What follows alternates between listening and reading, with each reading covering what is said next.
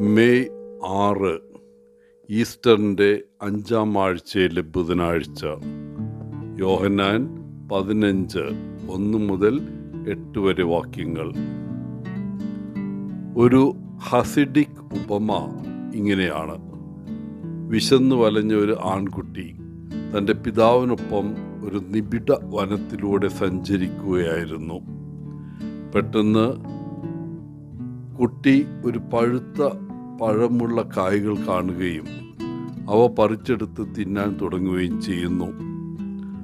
സമയം അപകടകരമായി വൈകിയപ്പോൾ ആ കുട്ടിക്ക് ആ സ്ഥലത്ത് നിന്ന് പുറത്തു വരാൻ മടി. അച്ഛന് എന്ത് ചെയ്യാൻ കഴിയും? ബാലിശമായ പെരുമാറ്റമായിരുന്നിട്ടും അയാൾ ആ കുട്ടിയെ സ്നേഹിച്ചു. ആ പിതാവ് പറഞ്ഞു, ഞാൻ യാത്ര തുടരാം, നിനക്ക് കുറച്ച് മിനിറ്റ് കൂടി ഇവിടെ തങ്ങാം. പക്ഷേ നമ്മൾ വേർപിരിയുന്നില്ലെന്ന് ഉറപ്പാക്കാൻ നീ ഇടയ്ക്കിടെ അപ്പാ അപ്പാ എന്ന് വിളിച്ചുകൊണ്ടിരിക്കണം. ഞാൻ നിനക്ക് ഉത്തരം നൽകും.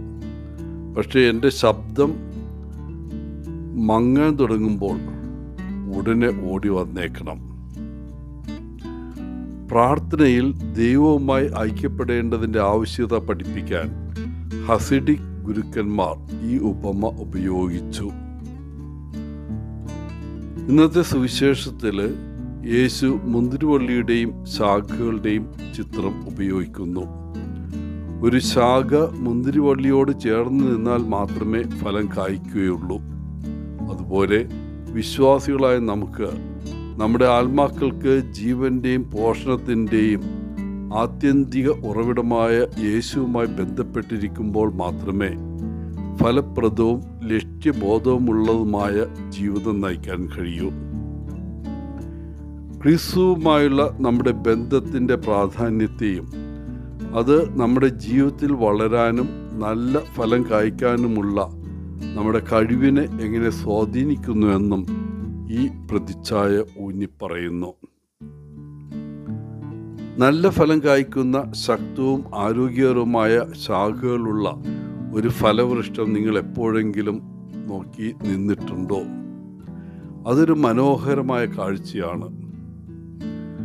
യേശുവിൽ വസിക്കുകയും അവൻ്റെ പഠിപ്പിക്കലുകളും സ്നേഹവും നമ്മെ നയിക്കാൻ അനുവദിക്കുകയും ചെയ്യുമ്പോൾ നമുക്ക് നല്ല പ്രവൃത്തികൾ, ദയയോടെ മറ്റുള്ളവരുള്ള സ്നേഹം എന്നിവയുടെ രൂപത്തിൽ ഫലം കായ്ക്കാൻ കഴിയും. നമ്മുടെ ആത്മീയ വളർച്ചയ്ക്കും നമുക്ക് ചുറ്റുമുള്ള ലോകത്തിൽ ചെലുത്താൻ കഴിയുന്ന സ്വാധീനത്തിനും യേശുവുമായുള്ള നമ്മുടെ ബന്ധം അത്യന്താപേക്ഷിതമാണ്. പ്രിയപ്പെട്ടവരെ, അതിനാൽ നമുക്ക് അവനിൽ വേരൂന്നിയ നിലയിൽ തുടരാം. അവൻ്റെ സാന്നിധ്യത്തിൽ നിന്ന് ശക്തിയും പോഷണവും നേടാം. അങ്ങനെ നമുക്ക് ചുറ്റുമുള്ളവരോടുള്ള അവൻ്റെ സ്നേഹവും കൃപയും പ്രതിഫലിപ്പിക്കുന്ന ഫലം കായ്ക്കാൻ കഴിയട്ടെ. എല്ലാവർക്കും നല്ലൊരു ദിനം ആശംസിച്ചുകൊണ്ട് ഒത്തിരി സ്നേഹത്തോടെ പോളച്ചൻ CSSR ഫ്രം കേരള.